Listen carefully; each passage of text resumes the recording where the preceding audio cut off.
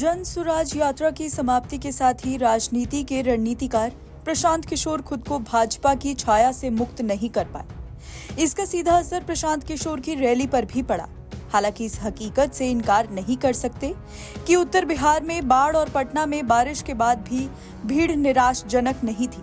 लेकिन जन सुराज के इस भीड़ तंत्र पर एक नजर डालें तो सबसे चौंकाने वाला तथ्य ये सामने आया कि प्रशांत किशोर की रणनीति के अनुसार राज्य के मुस्लिम और यादवों की संख्या उनके मजमे में काफी कम रही। पहले राष्ट्रीय जनता दल ने AIMIM पर भी भाजपा की बी टीम होने का आरोप लगाया था। इसके बाद प्रशांत किशोर की जन सुराज पार्टी को भी RJD ने बीजेपी की बी टीम करार दिया है। कहा जाता है कि RJD हर उस पार्टी को भाजपा की बी टीम करार देती है जो मुस्लिम वोट काटती है। प्रशांत किशोर ने भी पहले 75 मुस्लिमों को टिकट देने का वादा किया और फिर बाद में आबादी के अनुसार टिकट देने की रणनीति शामिल की गई। इस लिहाज से 42 सीटों पर मुस्लिम उम्मीदवार खड़ा कर एक तरह से मुस्लिम वोट में सेंधमारी की कोशिश कर डाली। कहा जा रहा है कि इसी में बिफर कर RJD के लोग जन सुराज को भाजपा की बी टीम कहने लगे हैं।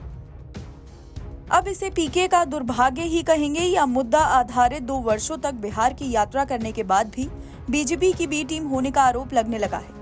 RJD सांसद मीसा भारती ने बिहार की राजनीति में प्रशांत किशोर को नकारते हुए कहा कि जन सुराज पार्टी को कुछ फायदा होने वाला नहीं है।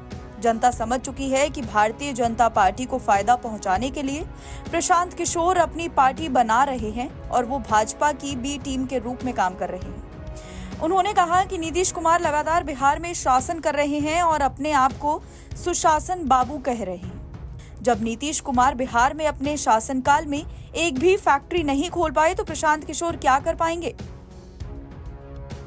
दरअसल RJD इस कॉन्सेप्ट पर पहुंची है तो इसके कारण भी है। दरअसल प्रशांत किशोर का अतीत उनके वर्तमान के साथ चल रहा है। बतौर रणनीतिकार जब वो उत्तर प्रदेश गए तो कहा जाता है कि पीके ने अपने प्रभाव में रहकर मसलन जगदम्बिका पाल, रीता बहुगुणा जोशी जैसे कद्दावर कांग्रेस नेताओं को भाजपा ज्वाइन करा दिया, जबकि वो कांग्रेस समाजवादी गठबंधन को जीत दिलाने गए थे।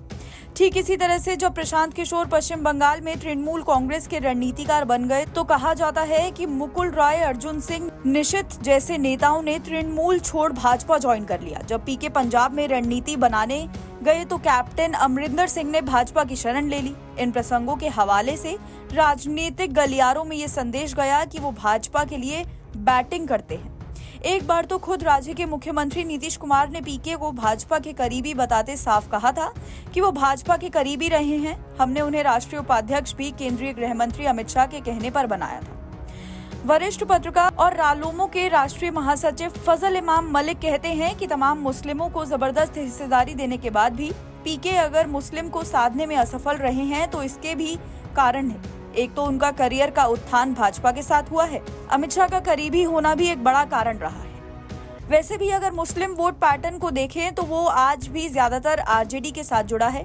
बड़े लेवल पर बात करें तो इंडिया गठबंधन के साथ है।